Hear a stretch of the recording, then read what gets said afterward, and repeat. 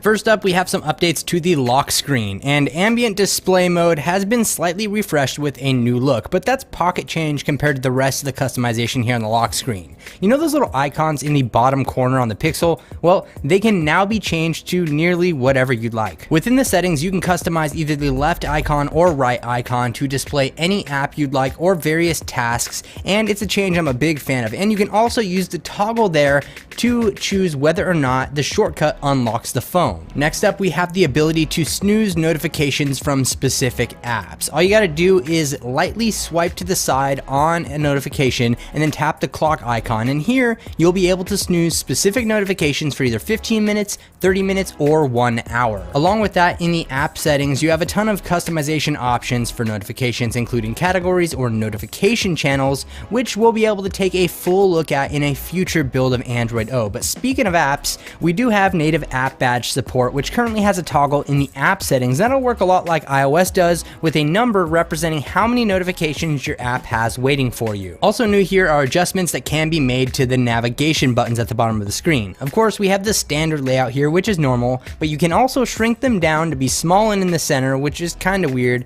But then we also have left-leaning and right-leaning options, depending on if you're left-handed or right-handed. That might come in handy. And there's also the ability to add extra right and left button types, which are currently limited to clipboard, key code, and keyboard switcher, but I expect to see a lot more of these as Android O is developed more, but they're all welcome changes. Another big visual change in Android O is in the settings app, and everything here has been overhauled to display a very plain black and white look. It almost looks a bit messier to my eyes though, but changed nonetheless. Everything here has been grouped in categories as well for less scrolling, but I just really don't dig this layout slash look right at this moment in time, but maybe it'll grow on me. Android O also packs picture-in-picture for smartphones. So much like Apple has done with iOS on the iPad and Nougat did for Android TV, we will soon have the ability to watch a video and continue another task on an Android smartphone, which is great, and we'll be able to check that out in full detail as it rolls out. Of course, there are a ton of under-the-hood changes here in regards to battery life and performance with Android O,